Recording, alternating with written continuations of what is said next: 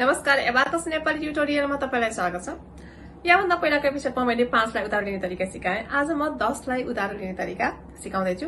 10 लाई उधारो लिँदाखेरिमा friend rule जसरी 5 मा चाहिँ थियो त्यही रुल र जोड्दाखेरिमा फ्रेन्डलाई घटाउने, घटाउँदाखेरिमा फ्रेन्डलाई जोड्ने। सेम जसरी 5 लाई चाहिँ उधारो लिँदाखेरिमा थियो त्यसरी नै यसमा पनि आउँछ। र हामीले यहाँ अलिकति फ्रेन्ड रुल चाहिँ याद गर्नुपर्ने हुन्छ। जुन लिस्ट यहाँ आउँछ चेक गर्नु होला।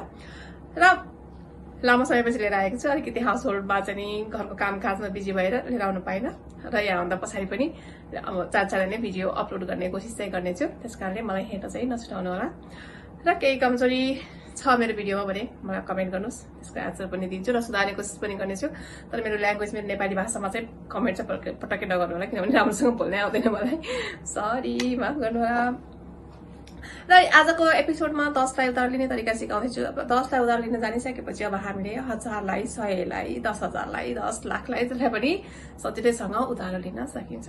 किनभने अङ्क एउटै हो, खालि पछाडि जेरो मात्रै आउँछ र हामीले काम गर्ने भनेको स्थानमा मात्रै हो। किनभने स्थान मात्रै चेन्ज हुने हो, अङ्क चेन्ज हुँदैन। जसरी एबाकसमा सबैमा एउटै दाना छ, माथिपट्टि एउटै दाना छ, तलपट्टि सबैमा 4 दाना छ हैन। यसो भएपछि खालि स्थान मात्रै चेन्ज हुन्छ, अङ्क त चेन्ज हुँदैन नि त, दा पनि एउटै हो। त्यसकारणले धेरै नै सजिलो छ, बुझाउने कोसिस गर्नेछु। सुरु गरिहाल्यो। र मेरो एपिसोडहरू पनि हेर्दै गर्नुहोस्, सर्ट्सहरू पनि हेर्दै गर्नुहोस् र फेसबुक पेज पनि छ, फलो पनि गर्नै पर्छ हैन। सुरु गरिहालौँ। र 10 को जुन फ्रेन्ड रुलमा यहाँ आएको छ यसलाई चाहिँ याद गर्नुपर्छ। जस्तै मेरो हातमा चाहिँ 10 बनाउँदा कति त कति चाहिन्छ भनेर मैले आफ्नो हातले हेर्न सक्छु। किनभने मेरो हातमा लक्कीली चाहिँ नि 10 वटा औँला छ। यदि तपाईँको हातमा फरक औँला छ भने माफ गर्नु होला हैन। मेरोमा लक्कीली 10 वटा औँला भएको कारणले गर्न सजिलो छ। जस्तै 1 र 9 ले 10। हामीले 10 लाई उधारो लिँदैछौँ, त्यसकारणले 10 बनाउँदा कति र कति चाहिन्छ त्यो चाहिँ इम्पोर्टेन्ट हुन्छ। त्यति मात्रै याद गर्ने। बच्चाहरूलाई पनि लेखेर भित्तामा टाँसेर यो चाहिँ याद गर भनेर भन्यो भने बर्बाद हुन्छ। किनभने उनीहरूले यो रुलहरू छ नि, यो याद गर, यो टाँसेको यो पढ भन्यो भने अलिकति दिमाग खराब हुन्छ। त्यसरी नसिकाउनुहोस्। हात छँदैछ नि त, हातले सिकाइदिन्छ, एकैछिनमा उनीहरू जानिहाल्छन्। 2 मा कति जोड्दा 10 हुन्छ? 8। 3 मा कति जोड्दा 10 हुन्छ? 7। 4 मा कति जोड्दा 10 हुन्छ? 6। यो सबै तलसम्म यति याद गराइसके पछाडि अब हामी सिधै हिसाबमा जाउँ। क्वेसन यहाँ आउँछ। पहिला जोडबाट सिकौं। मानौ हामीसँग 9 थियो, पहिला सुरुमा हामीले 9 चाल्यौं। अब हामीलाई एकै पनि जोड्नु पर्यो भने 10 को स्थानबाट यो दानालाई उधारो लिनुपर्छ। र 10 को स्थानबाट यो दाना आउने बित्तिकै यो 1 र 0 भनेको यो दानाको मूल्य हुन्छ 10। मूल्य त एकै हो, 1 को पछाडि 0 आएपछि त 10 भयो नि त हैन। किनभने स्थान मात्रै चेन्ज भएको, अङ्क त एउटै हो नि त हैन। यसको पछाडि 0 आयो नि त। ठीक छ। अब 10 बाट हामीलाई उधारो लिनु पर्यो। अब संख्या सानो छ, 9 मा 1 जोड 10 त हुन्छ नि। ल 10 आइहाल्यो नि यतिकै। उत्तर एकदम ठिक छ, करेक्ट। उत्तरमा कुनै खराबी छैन। तर भोलि हामीलाई अलि लामो धेरै अङ्कमा गर्दै जाँदाखेरिमा जथाभावी चाहिँ अहिले चाहिँ छोटोमा छ भने जथाभावी गर्यो भने, किनभने पछाडि कुन चाहिँ अङ्क चलायौं, कुन चाहिँ अङ्क चाहिँ घटायौं थाहा हुँदैन हामीलाई। त्यसकारणले प्रोसेस चाहिँ यसको प्रोसेस अनुसारै, चलाउने तरिका अनुसारै अहिलेदेखि नै याद गरेन भने ठुलो अङ्कमा पछाडि गडबडी भइजान्छ। त्यसकारणले हामीसँग 9 छ। अब हामीलाई 1 जोड्नु छ। 1 र 9 ले 10 हुन्छ भनेपछि हामीले जोड्दैछौँ भनेपछि साथीलाई घटाउनु पर्छ। पहिला साथीलाई घटाएर अनि मात्रै 10 ल्याउने। ठीक छ। यदि हामीलाई यसलाई फेरि रिसेट गरिहालौँ। 2 चाहिन्थ्यो भने के गर्थ्यौँ? 2 र 8 ले 10 हुन्छ। जोड्दैछौँ, साथीलाई घटाउनु पर्छ, 8 घटाउने अनि 10 ल्याउने। ठीक छ। अब यसलाई फेरि 7 मा जाम। मतलब हामीलाई अब 7 चाहियो। 7 जोड्नु छ भने के गर्ने? 7 र 3 ले चाहिँ 10 हुन्छ हैन। भनेपछि 3 लाई घटाउनु पर्यो अनि मात्रै 10 ल्याउनु पर्यो। यसरी यो सबै गर्दै जान्छ। यहाँ क्वेसन आउँछ, एकचोटि गरेर हेर्नुहोस्। नेक्स्ट हामी घटाउमा जाउँ त हैन। घटाउमा मानौ हामीसँग 10 छ। अब हामीलाई 1 घटाउनु पर्यो भने यहाँ पनि छैन, 0 छ, यहाँ 5 पनि चलेको छैन।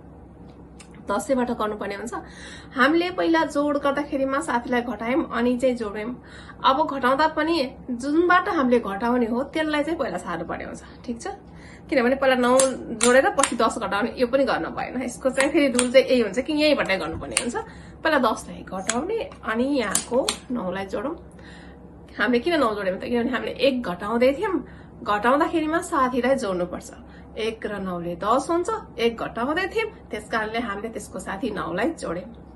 हामीले जोड गर्दै थियौँ कि घटाउ गर्दै थियौँ त यहाँ हैन जोड गर्दै थियौँ तर हामी जोड नगरिकन हामीले घटाउ गरिरहेछौँ के उल्टो गरिरहेछौँ राम्रोसँग सोच्नुहोस् त एकचोटि हैन ल फेरि अर्कोमा जाउँ रिसेट गरिहालौँ 10 छ हामीसँग जस्तै म 3 घटाउँ न त 3 र 7 ले 10 हामीले घटाउँदैछौँ भनेपछि हामीले साथीलाई जोड्नु पर्छ 3 र 7 ले 10 10 बाट पहिला घटाम अनि त्यस पछाडि 7 लाई यहाँ जोडौँ सजिलोसँग उत्तर आयो ठीक छ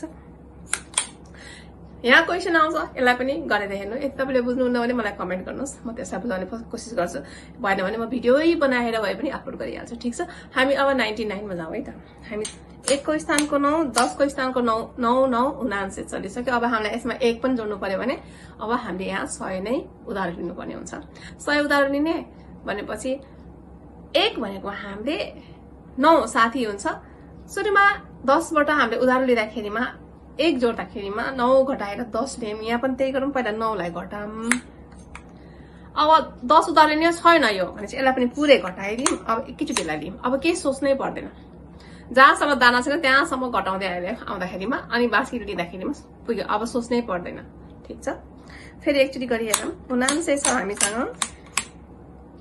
अब हामीलाई मानौ 6 चाहियो भने 6 र 4 ले 10 हुन्छ 6 जोड्नु पर्यो भने 4 घटाउनु पर्ने हुन्छ ल पहिला 4 घटाउँ यहाँबाट अनि 10 को स्थानबाट लियौं भने छैन अब यसलाई पुरै घटाइदियौं अब हामीले उधार लिने भनेको यसको 100 को स्थान यसलाई मात्रै चढाइदियौं अब केही सोच्नु पर्दैन यहाँ हिसाब भइसक्यो हाम्रो उत्तर आयो 105 ठीक छ ल बाँकी यहाँ क्वेशन आउँछ गरेर हेर्नु होला अब घटाउमा जाउँ हामी 100 छ हामीसँग अब 1 घटाउनु पर्यो कसरी घटाउने त हामीले अघि पनि गर्यौं जस्तै पहिला सुरुमा जुन संख्याबाट घटाउने हो पहिला त्यो संख्यालाई घटाउनु पर्छ भने पहिला 100 लाई घटाउनु पर्यो हामीले कति घटाउँदै छौं त 1 घटाउँदै छौं भनेपछि 1 घटाउँदाखेरिमा हामीलाई त 9 जोड्नु पर्ने हुन्छ हैन जस्तै हामीले 100 बाट 9 जोड्नु पर्ने हुन्छ भनेपछि हामीले 1 भनेको त 10 बाट घटाइन्छ नि त यो 90 को नि काम छैन यसलाई जोड्यौं अब हामीसँग रह्यो 10 हैन 10 मा 1 घटेपछि कति जोड्नु पर्यो त 9 हैन यो 9 लाई यहाँ जोड्यौं 1 घट्यो ल बाँकी यहाँ क्वेशन आउँछ फेरि गर्दै गर्नुस् हैन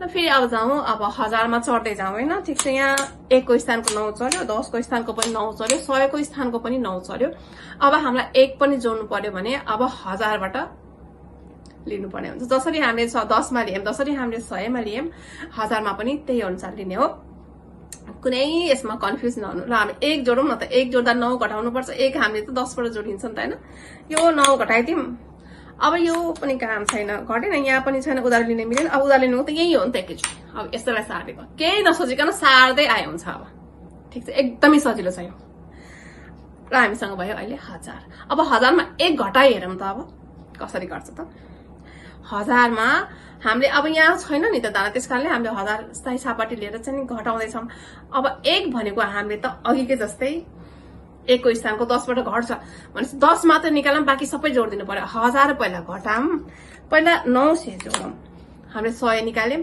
100 पनि हामीलाई चाहिएन 10 बाटै घट्छ भनेपछि 90 पनि फेरि जोड्दियौं अब हामीले घटायौं 10 10 मा 1 गएपछि कति बाँकी रहन्छ त 9 1 को साथी 9 भनेपछि 9 त जोड्नु पर्यो नि त यहाँबाट घट्यो 1 ठीक छ अर्को एक्जाम्पल दिन्छु म अब 1000 बाट 9 घटाएर हेरौं 9 भनेको 10 बाट घट्छ हामीले उधार लिँदैछौं 1000 लाई घटाऊ हामीले 10 मात्रै पहिला निकालेको हुन्छ बाँकी अब चाहिदैन यो 900 पनि चाहिएन 90 पनि चाहिएन भनेपछि अब हामीले 10 निकाल्यौं हामीलाई घटाउनु पर्ने 9 9 र 1 ले 10 भनेपछि त्यो 1 लाई त जोड्नु पर्यो नि त हैन यहाँ 1 लाई जोड्दिनुस् उत्तर भयो 991 ठीक छ